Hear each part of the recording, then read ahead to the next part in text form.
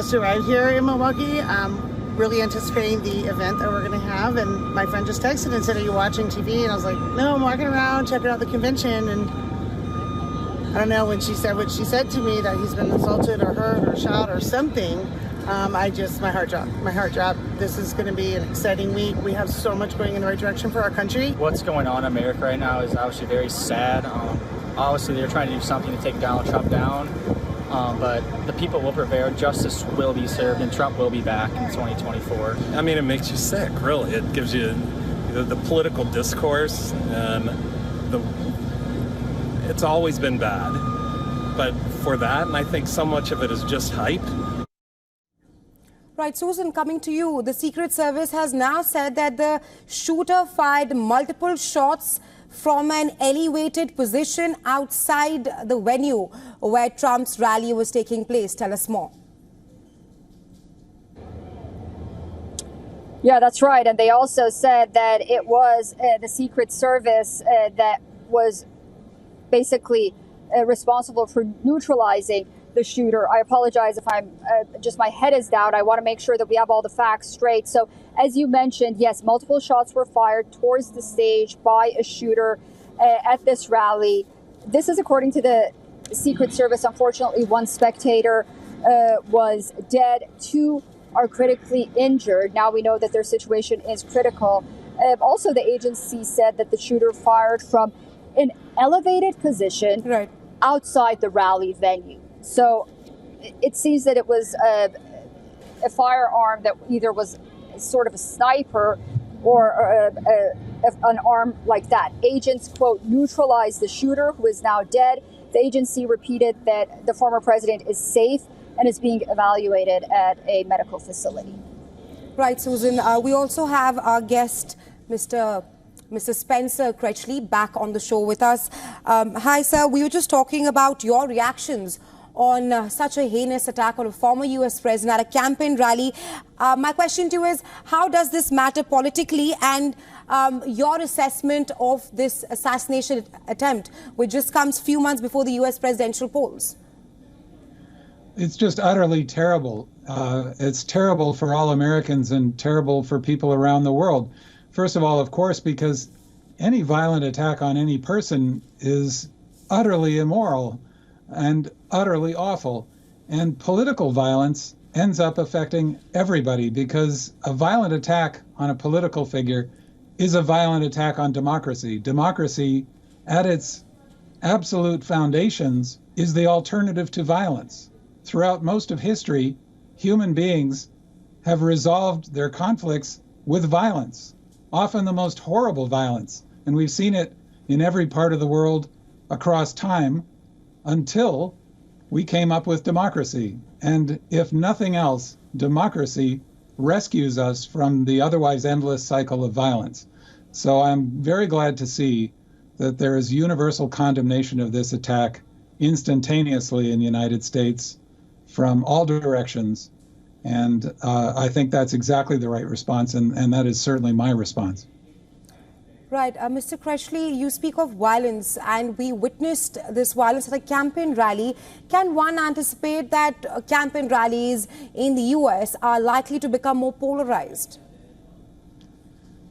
Well, they certainly are already extremely polarized, and I think this is an indication of what happens when people keep escalating rhetoric and casting their opponents not as people they just strongly disagree with, but as people who they consider to be evil and a threat to the nation.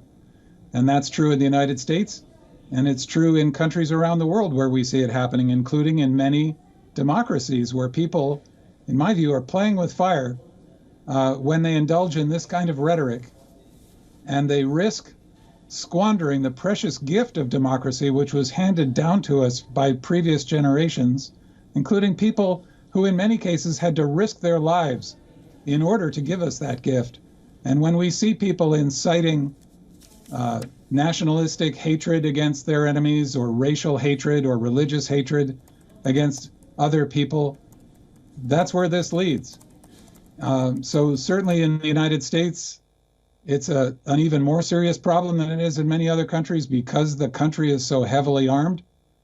But as I say, we see it in countries in every part of the world, and to see it happening in democracies is tragic. Right. This was also the first assassination attempt since the attempt on Ronald Reagan.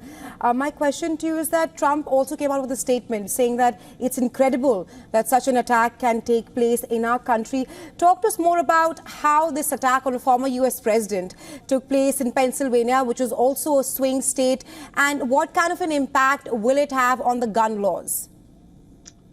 Well, there's only a little bit we know about this, so of course I want to be careful not to speak more authoritatively than I can about what we know has actually happened here.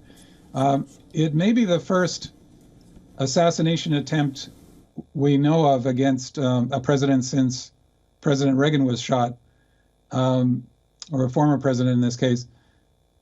But it's certainly not the only assassination attempt. Unfortunately, the Secret Service, the FBI, and other authorities are thwarting assassination attempts quite frequently.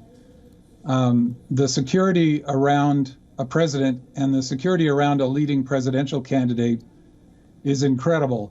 I saw it myself on the Obama campaigns. Not that I was a leading figure on those campaigns. I was one of many advisors, but I was often quite close to Obama. And the level of protection is awe-inspiring, but it's also an indication of the seriousness of the threat and the possibility that that threat can become real at any moment, as we saw here.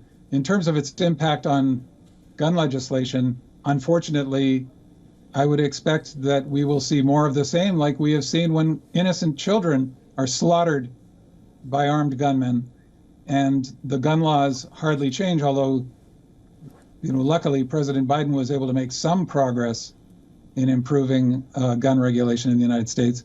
But I don't think anybody who wants to see greater safety for ordinary civilians and more safety from the threat of gun violence coming from nowhere at any moment considers it to be nearly what's needed, including President Biden.